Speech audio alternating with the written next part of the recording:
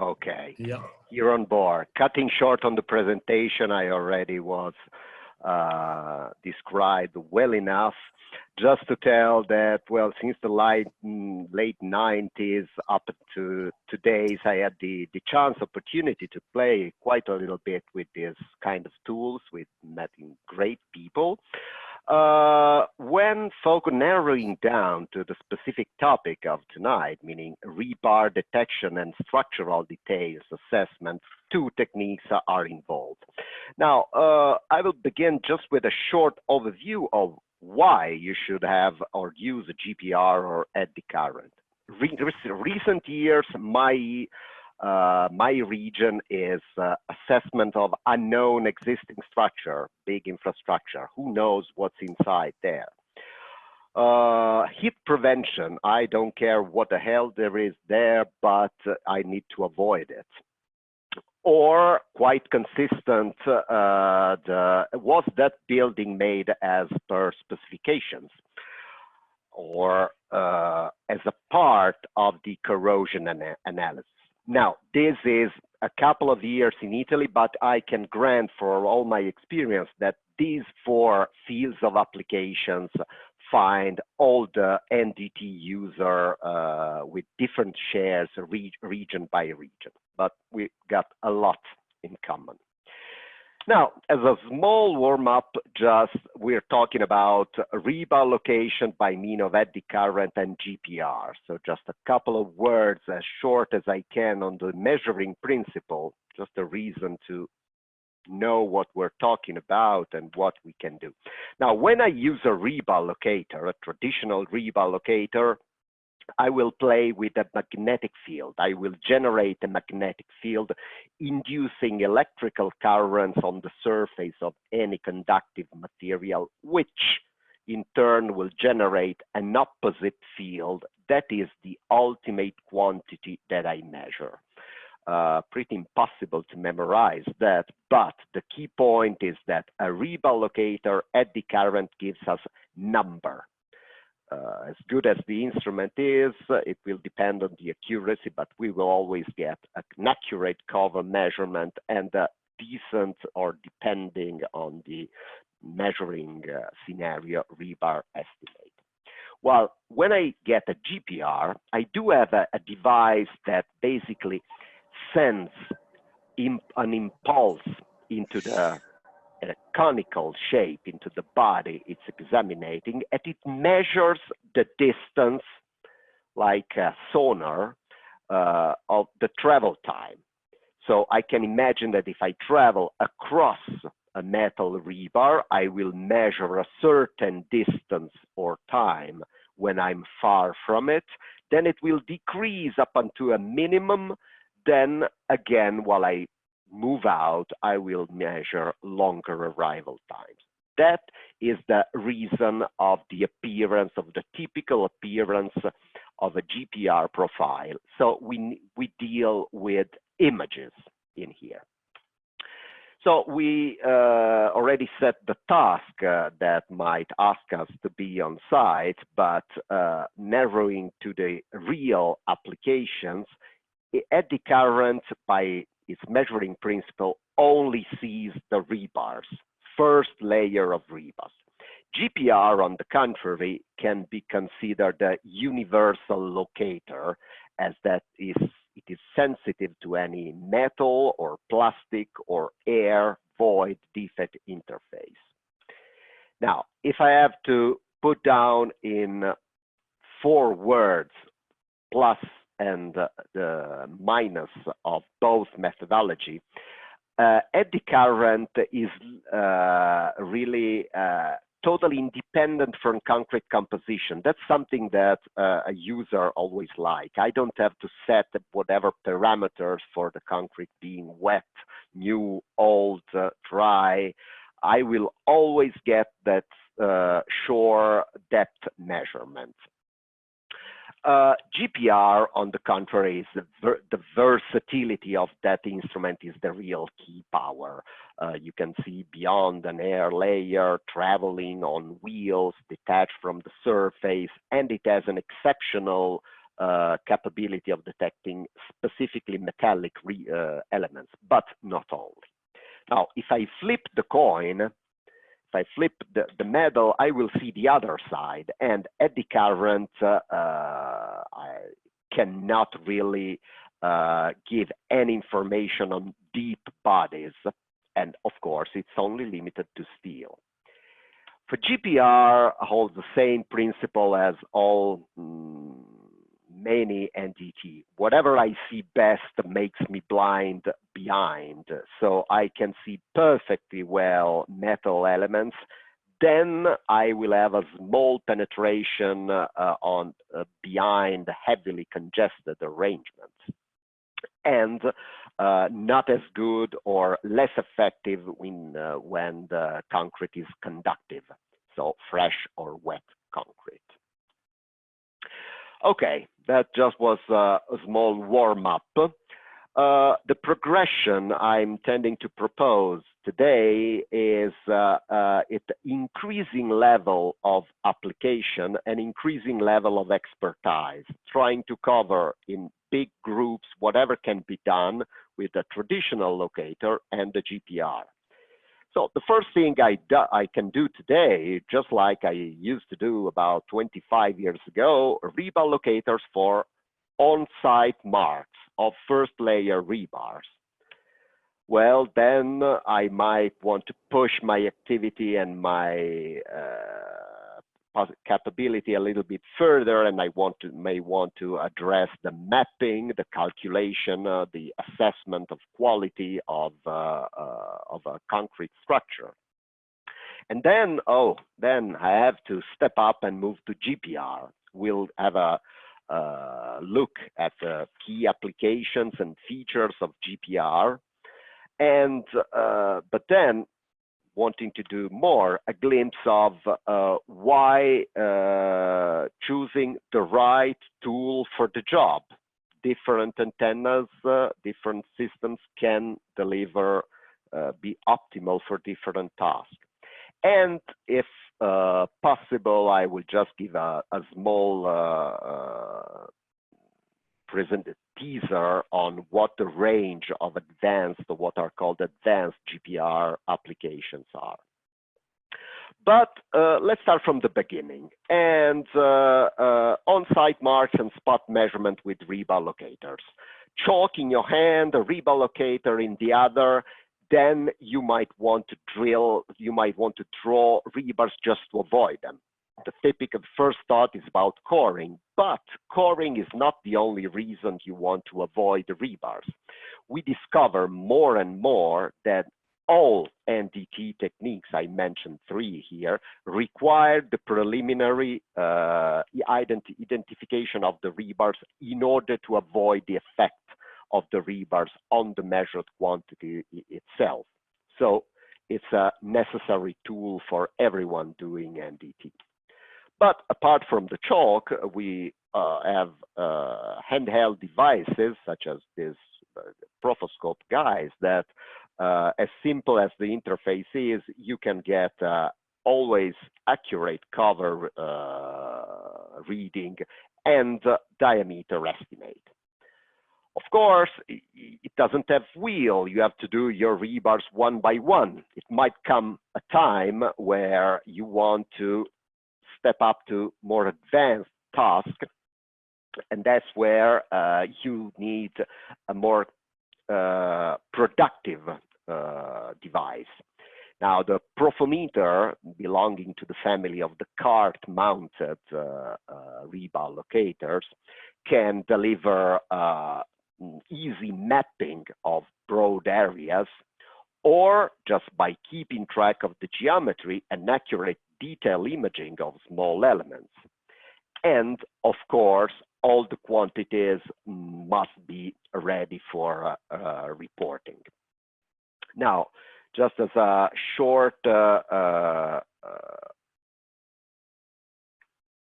note, I wanted to share the platform I got here.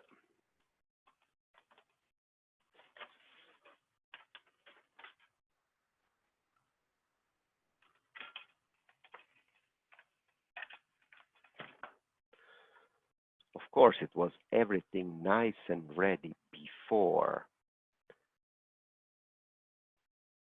I love this technology.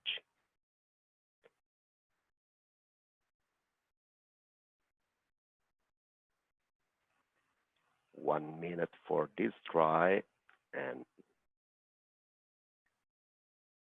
we'll move on. Okay. Good.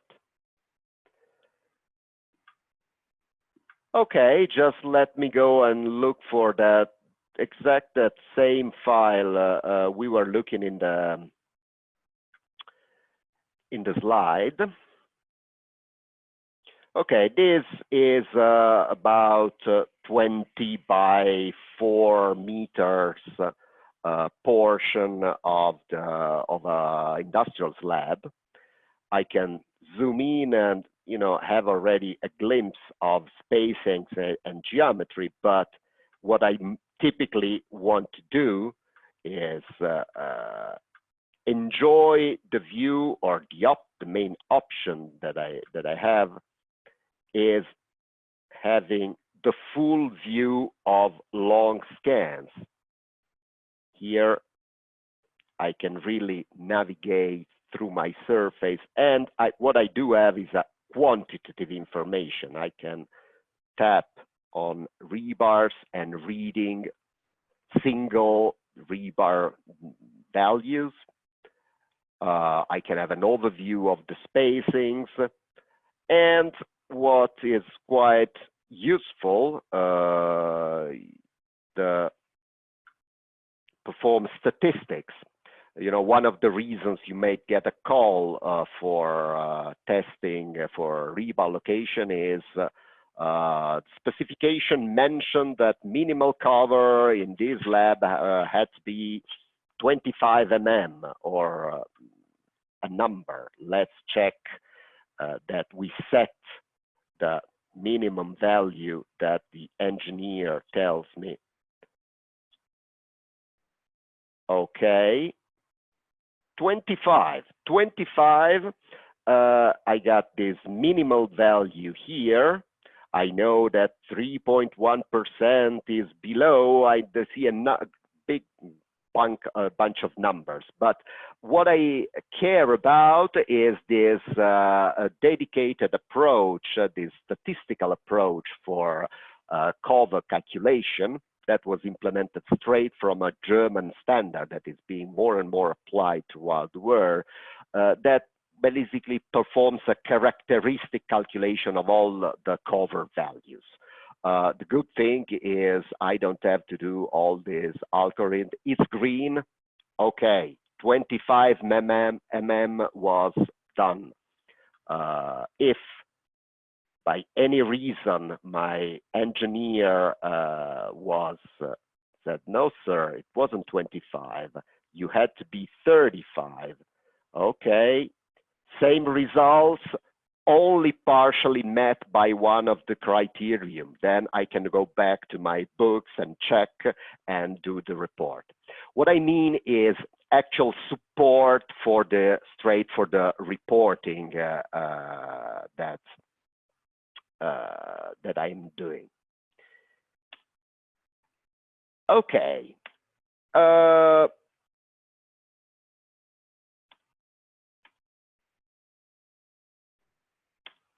Let's move to GPR now. And didn't want to spend too much time on physics and measuring principles. For me, let's go straight to the point.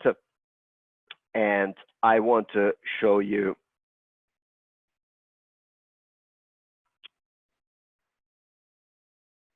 exactly the same file we were looking at in the presentation. That's a nice file that I like. It was, Hamad remembers that it was at Hotel Rotana, the webinar seminar that we held a few years ago. Okay, yes. In that case, we were walking along a line, on the surface, cross to the parking. And it was quite evident, is a nice example of a full slab. We learned that all these hyperbolas are steel rebars. So what I'm looking here, it's about 30 cm deep slab. I can count the first layer rebars. I can see them one by one and the sign label, but which is already nice. I can, make it more colorful in the migrated view. What I as a technician find quite interesting, and the best explanation about stepped frequency that I can provide is that few other devices will be able to draw also the line of the actual beams that support that. Now, depending on the contrast, my eye can already see hyperbola here on the bottom, but these hyperbolas, which are probably, yes, much more evident when migrated, tell me a lot more about this slab. Okay, now this slab was 30 cm thick, and the global thickness of the supporting beam was 52. Now, only by walking on the surface of the rebar, I can really count the actually working rebars at the bottom of the slab. So first example, just to see what we're dealing with. Two different views, one more migrated, is more intuitive to see. The other one can reveal more details. So line scan are very useful and are the base for all further applications. The step forward is the imaging that you can do when you combine a number of measurements into a flat grid.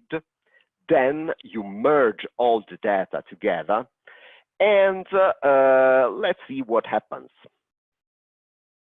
And I will begin with a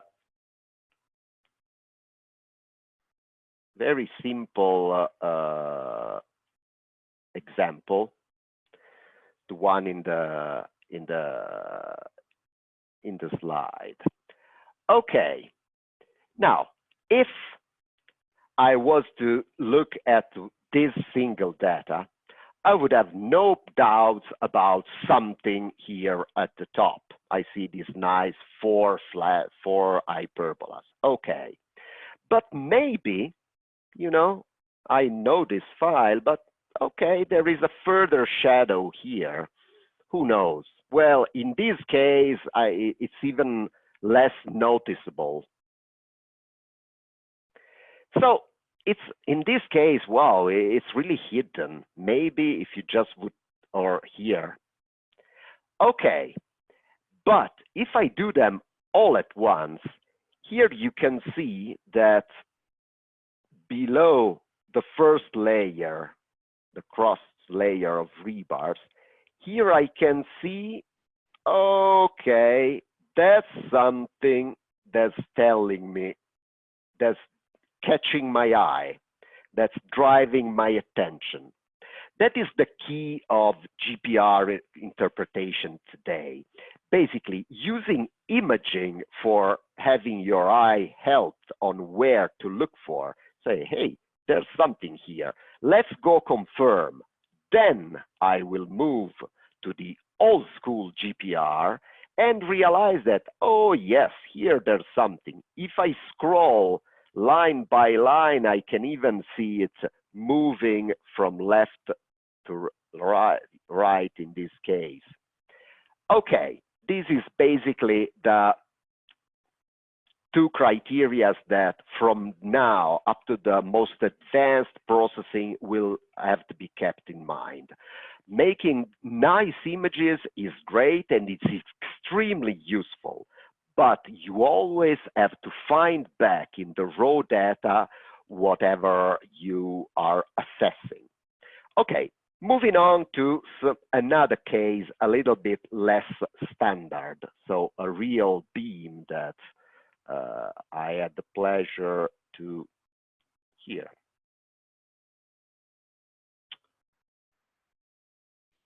Okay, in this case, you can imagine, oops. Here we go. Okay, this is the object I have tested. So went there with my chalk, did my 72 lines, about 40 minutes job. Okay, first thing I want to see is imaging. Let's go. Let's check.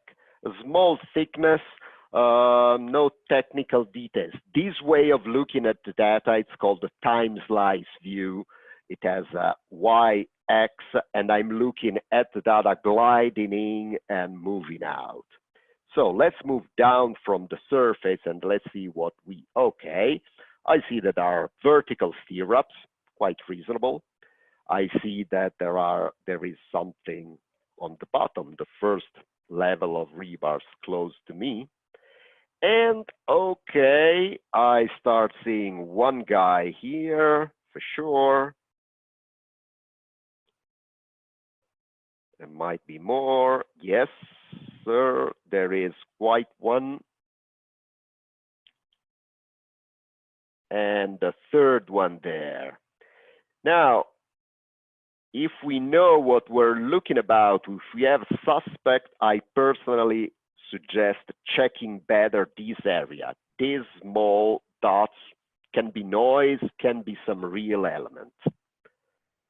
But again, apart from this specific task, this is what I call having objective data. We need to move away from the idea that looking at GPR data is a wizard magic thing. There are ways of doing it and way of representing the data properly. This way, okay, this is a bent rebar. And let's go check now these lines that are going to be crossing all the targets from right to left and left to right. And we'll be doing it on the raw data. Okay, if I move closer, okay, I'm scrolling from left to the right of the. Now I'm going back. You see this big hyperbola moving? These are vertical scans, so it sees that the more I move to the right, the upper I found that dude. Okay, that object must be non-linear. In fact, I find one, I find two,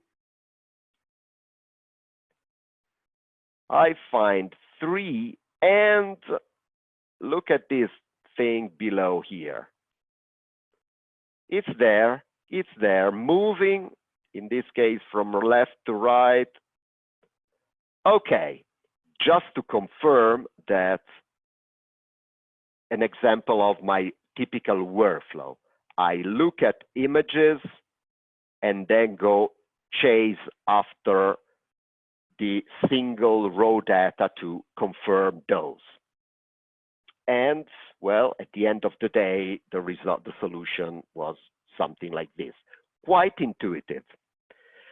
Okay, so again, the app is quite well done to provide all you need while on site. So, and now let's see another case that we mentioned that area scan is almost mandatory, it's very useful. Okay, then let's go for a larger area. In this case, a 4 meter by 240. Okay, and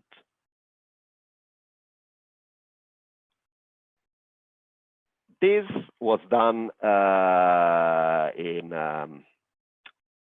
a quite old building in my town, which was where renovation occurred.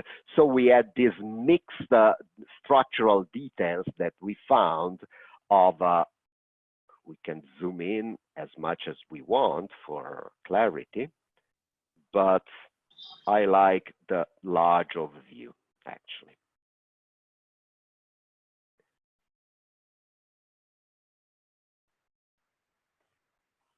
Okay.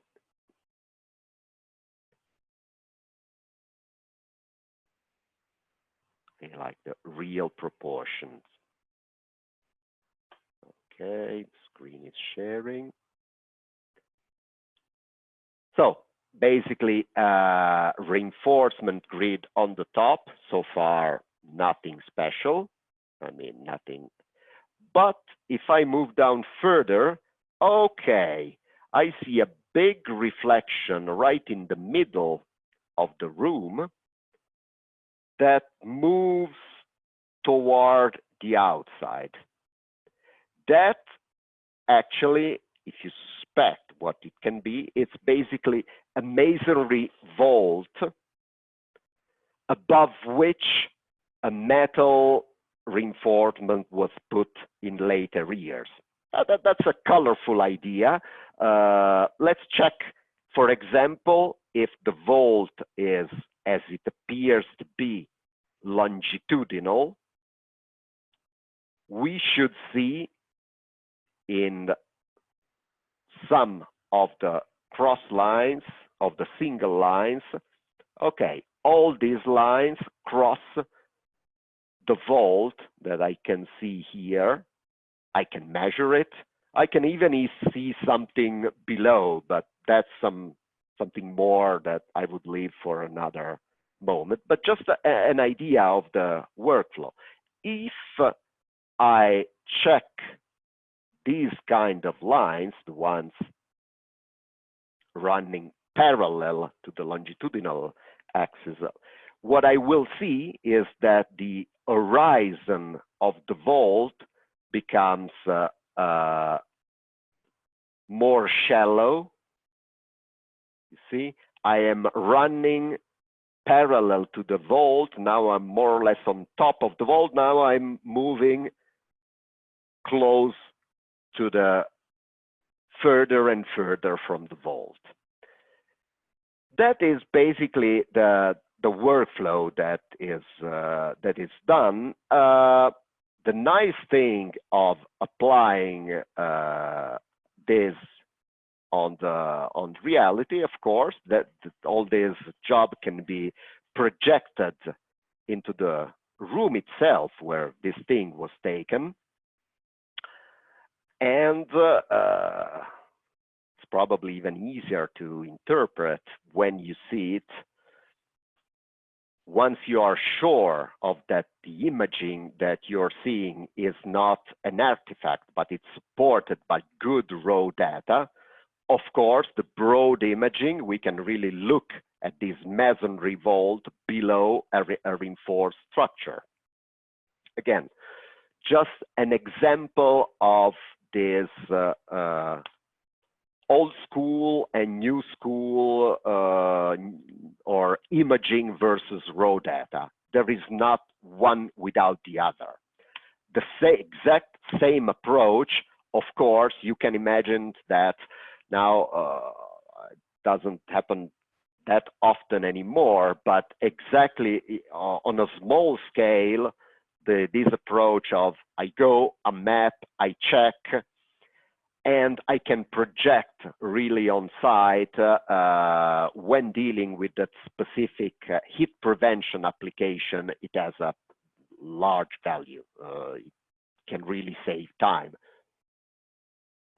This was a small success story that I had, just a routine check where you, well, I don't mind heat prevention, even if you don't understand everything, that's okay. I mean, the important thing is you don't hit anything. In these old buildings, the way the arrangement of the rebars is often crazy. But hey, you find blue spots, you check the raw data, you're sure there are no hyperbola, you can go and give the green lights to the guys making noise. And typically it's a successful application. And it's often not even one of the toughest. So it's, and you can cross-check, double-check.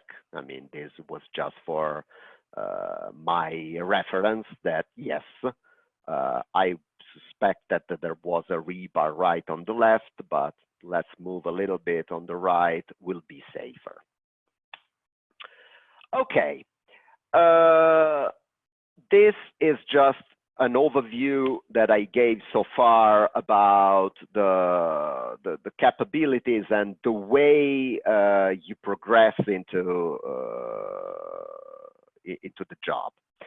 Now, let's look at, when talking about the toolbox or what I consider to be the basic toolbox, I typically use both of GPR antennas, and we're about to see why.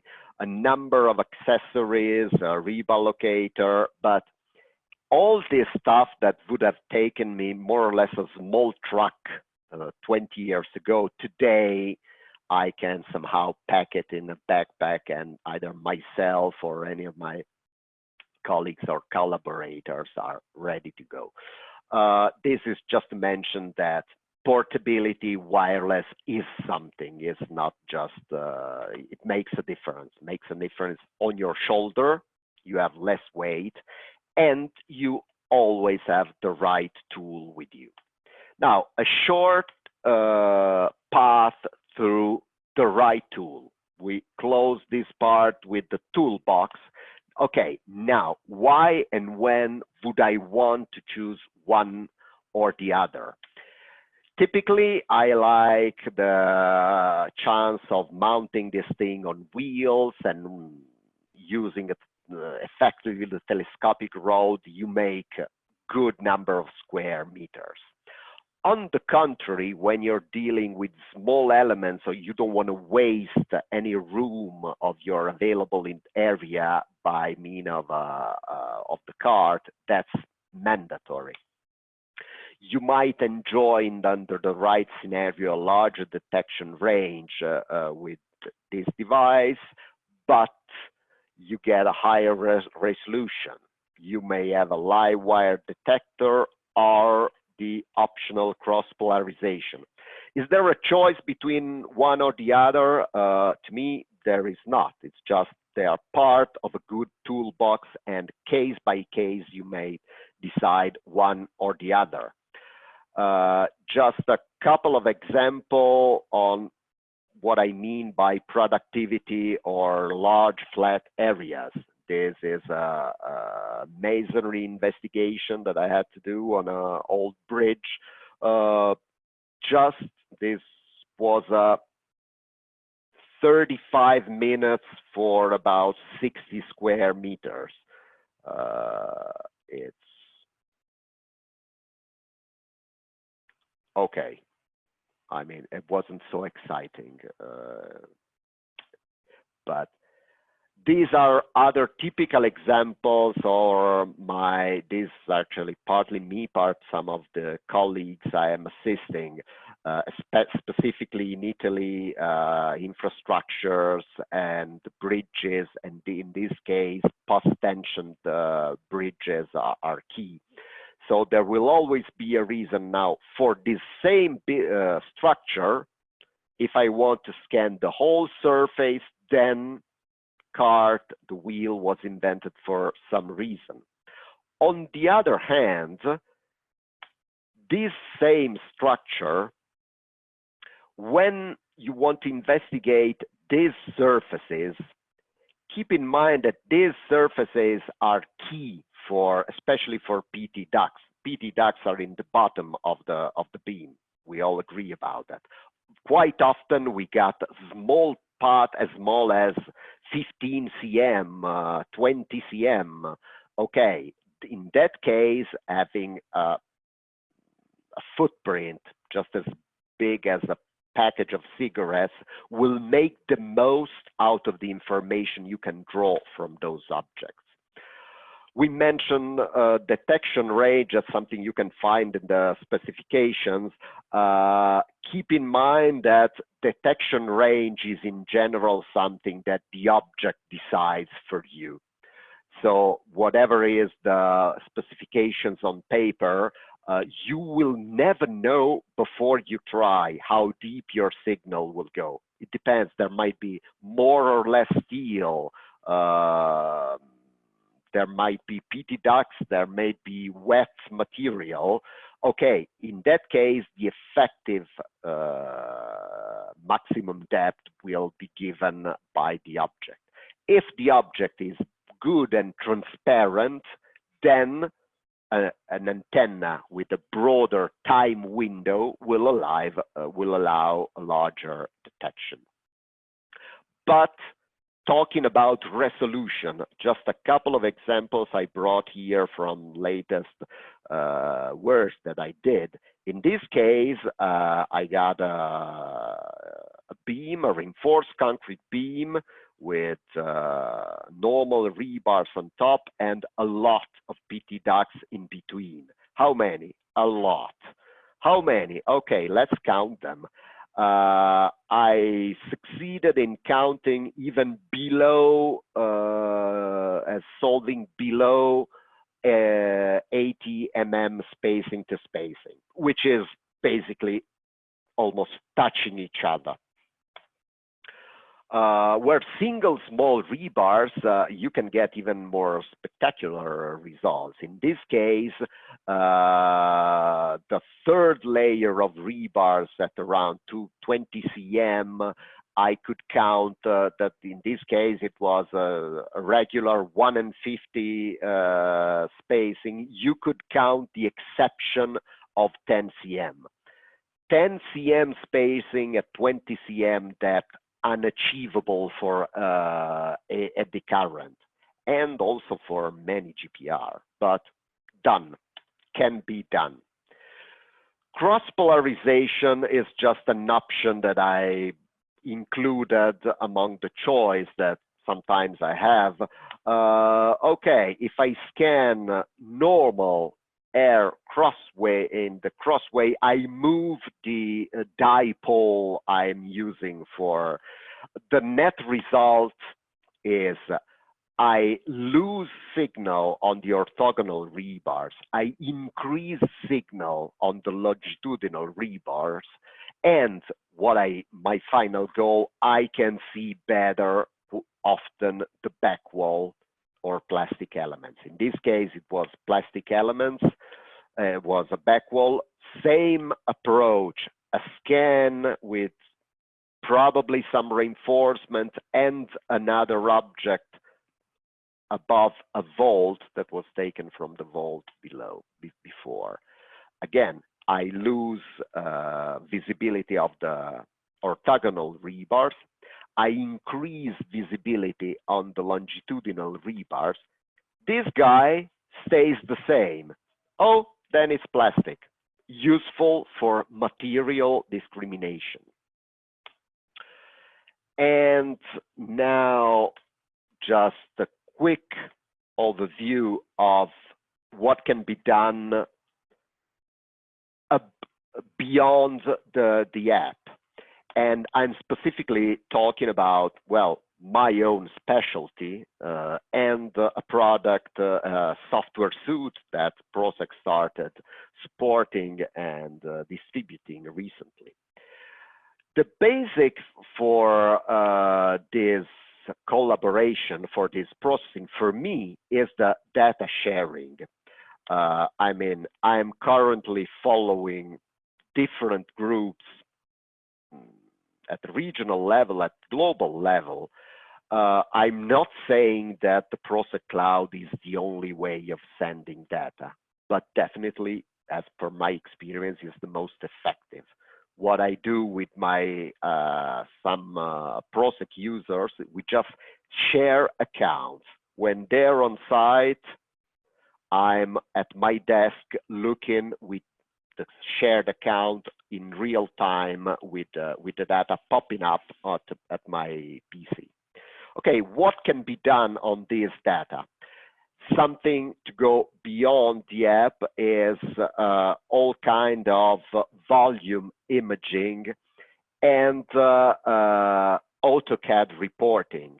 You may want to draw the objects and deliver the objects by themselves.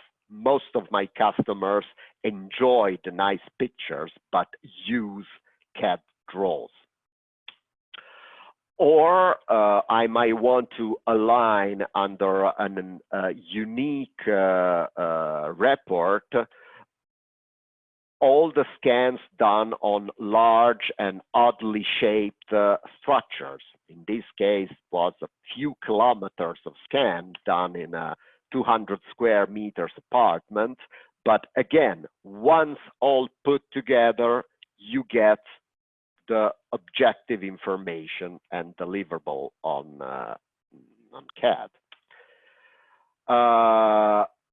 Another key approach is that you may want to move away from flat geometries. Post-PT ducts are a key issue in my activity currently, and typically you have to watch all these babies tend to hide in awful places, stick all together to one another. Okay, just let's put together the GPR sections where the GPR profiles where they belong. So I will have or prescribe to have all the available surface properly scanned, and a software tool able to merge the thing in once. Once you do that, of course, you can slice and have objective information about all kind of reinforcement, always supported by the dear old raw data. If I don't see a black and white hyperbola on my PT duct, then you're not a PT duct to me. So the robustness of the assessment. Last point, I know PROCEQ is working on it too, is the automatic rebar peaking. I got hundreds of meters of scans. Okay, I might want to have the software do the search for me. First of all, because I don't have time to do this manually, but then because I can get a quantitative information about concrete cover tabled per all the rebars that are found, and intensity. The intensity of the rebar, of the reflection, is a key point for weathering and damage assessment. Just to make a long story short, a sound rebar will give a strong reflection. A partially corroded rebar or corroded rebar will give a weak response. That has been known since decades, and there is already a standard applied for this state, which really broaden a little bit the range of deliverables, that standard deliverables that can be granted by GPR, aside from the structural details, cover maps, warning of low cover area, and corrosion map, areas where the intensity is low. As always, all NDT have to have the support of visual checks and direct verification. So all this information is the phase one before sending inspectors on site, but at least they know where to check. Now, time has run really faster than I thought.